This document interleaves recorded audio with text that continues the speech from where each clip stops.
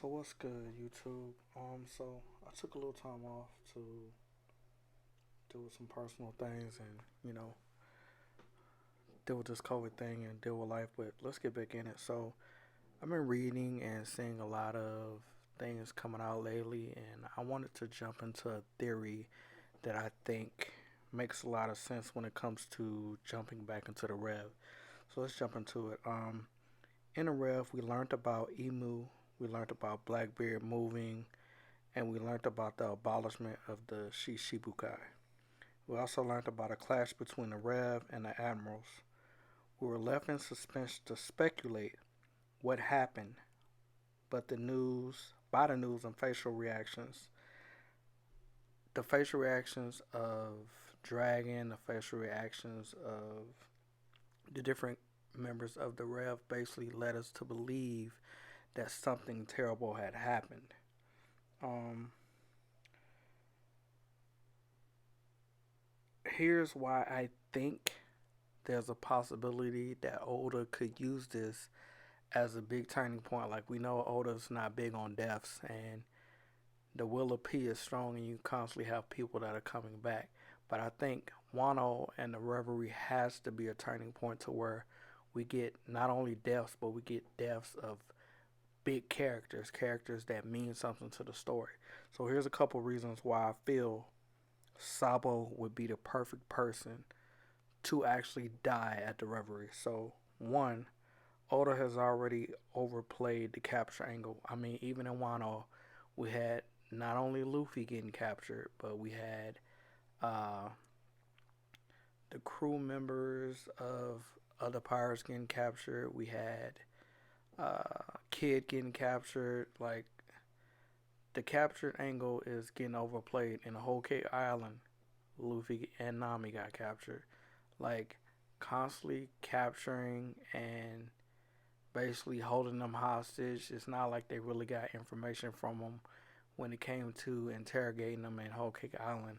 And I don't even think they attempted to do that. And Wano was more of trying to break Luffy and Kid's spirit to get them to join Kaido's crew. So I don't think that's a way that Oda would go if he's trying to bring fresh new ideas to the story and to continue to wow us. Point two is the Marines struggled in their war with Whitebeard, a aged, old fossil, to be honest, who was not in his prime. He was pretty much, I wouldn't even say at 70% of his strength. I think to be best, he was like maybe half strength. And Marines struggled to deal with him and a couple subordinates. And let's be honest, yes, he had his wisdom and he had his ability to know his battle prowess. So he literally snuck right up on the Marines, right inside their territory, and he started the battle in the heart of Marineford. The Marines don't want another battle right at their doorstep, not right now. And one of the reasons why I say this is because they're shorthanded. They're dealing with the Shishibukai. They're dealing with trying to capture those guys or dealing with them however they can before they either join together or they join with one of these Yonkos. Another reason how we know that is because when Drake was talking to Kobe, he was pretty much letting him know, hey, we're short-handed right now. We can't come over there right now and help you. And we also saw that when they intersected the call between Big Mom and Kaido, how terrified they were because it was like, hey, we really can't do anything right now. We're not ready for that. And they even held off on sending an Admiral Kizaru to Wano because it was like, hey, it's too many things that we don't know. So that's another reason why I feel the Marines they're not gonna play the hey, let's capture Sabo and let's execute them. They don't have the bodies to do that. They don't have the bodies to hold off a war. Not with the Rev. Um, Another possibility that we got to think about is ancient weapon talk. So that leads me into my second phase of what I was thinking about. It's easier to take out Sabo and Kuma. Why is that important? Because If you take out Sabo, Kuma's pretty much already taken out. But it could be a show of force if you take out Sabo and Kuma, because according to what we know or speculate, Sabo, Lambert, and Karasu were sent there on a rescue mission to get Kuma back. And if the Marines found that out, it would be easier, pretty much a slap in the face, that Sabo got that close, that he got into Mary Giles like that and got that close to the Celestial Dragons. But he was coming back to take back one of their slaves, somebody that they put into a form of subjugation. So, yes, it would make sense for them to weaken the power of the Revolutionary Army by taking out Sabo, who's Dragon's number two, and taking out Kuma to prove a point and show, hey, we're the world government. We're not afraid of you, Dragon. Do something. Also, you had Limber and Karasu there. Now, we know about Karasu's power, and we know that, hey, there's a possibility that he could be the one to escape, get back to Dragon, and actually fill them in on what actually happened. That's a possibility. Do I believe that's what happened? No, but I'll add more to that context to that at the end of this.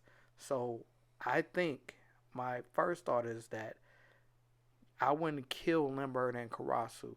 Those would be the ones that I would imprison, and I would push them for information.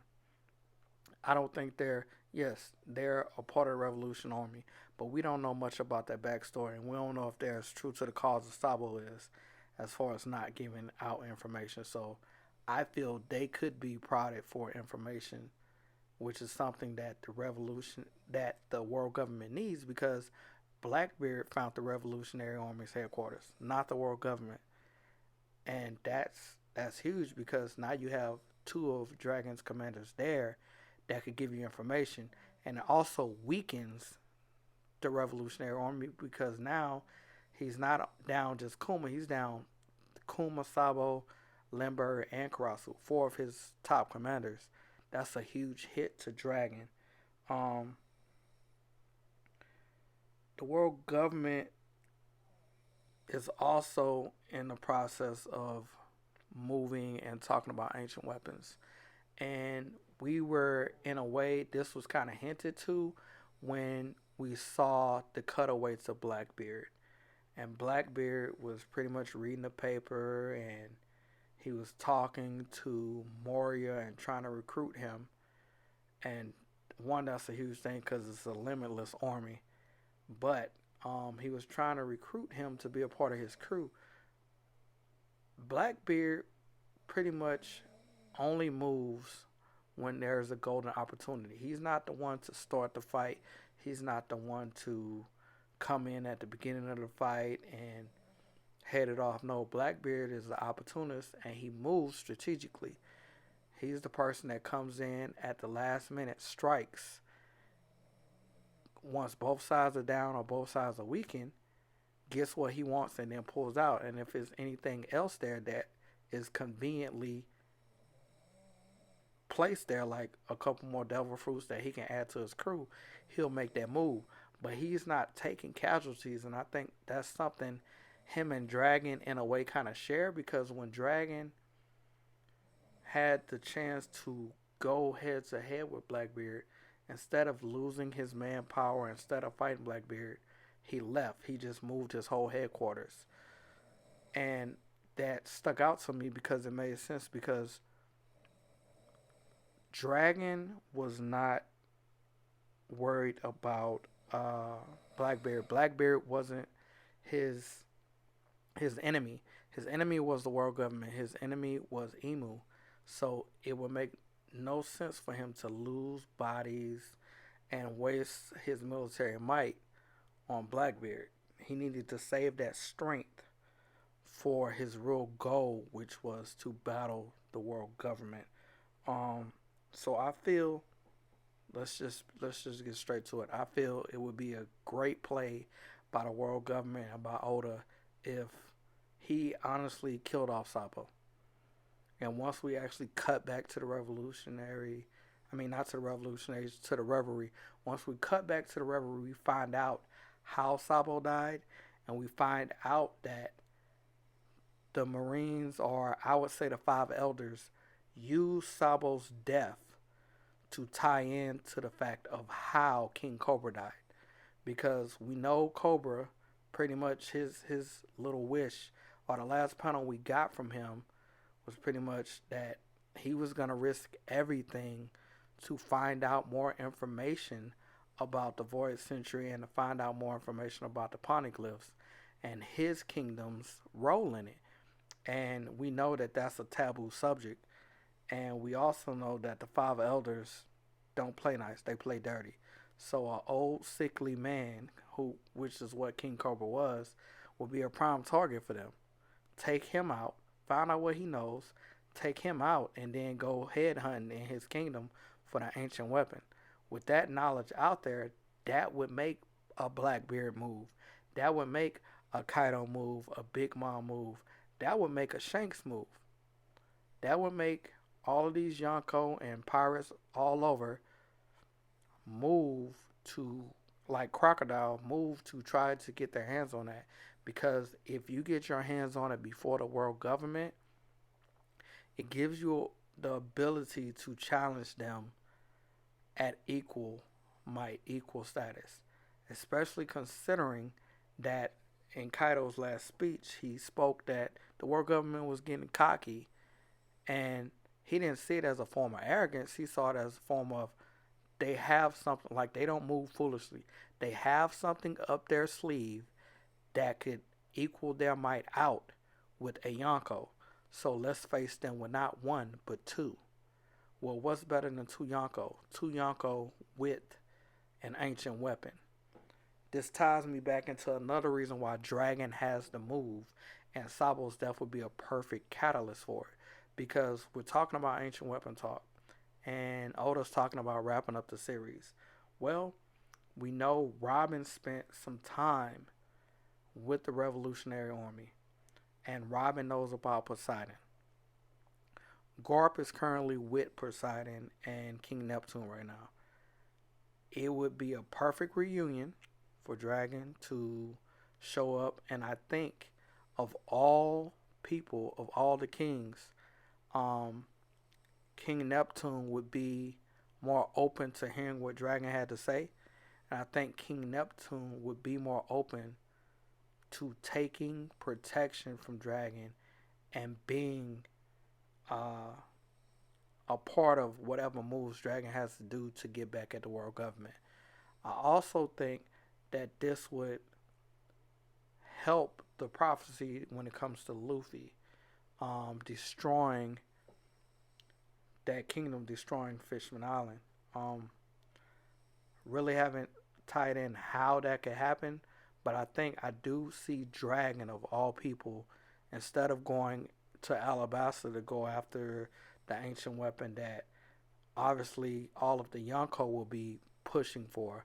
I think it would be better for him to go straight to Poseidon and protect her.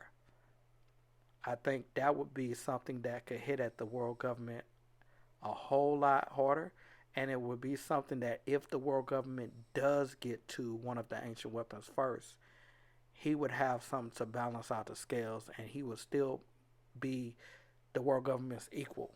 Because right now they already fear him, but you only fear somebody that can actually give you a run for your money, that can actually give you a fight. And right now, from just looking at Dragon's commanders, looking at them, it doesn't look like they can do that. But if you give Dragon, somebody who we believe already knows the history, and I think he has a crazy power, if you give Dragon an ancient weapon, you give Dragon Poseidon, plus we are under the belief that he's a wind Logia.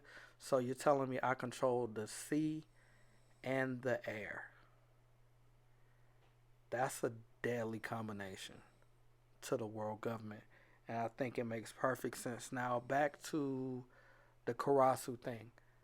I think it would add more weight to Sabo's death, and this being the catalyst to force Dragon to make moves and push his plan forward to actually attack the world government in a faster way if Karasu is actually there to explain what really happened and give Dragon information that he wouldn't have just reading the paper. Also, that's an open plot point because the last panel we saw with Dragon, he was pretty much like, we're gonna wait and actually confirm what happened. We're gonna continue to try to make contact with one of our guys.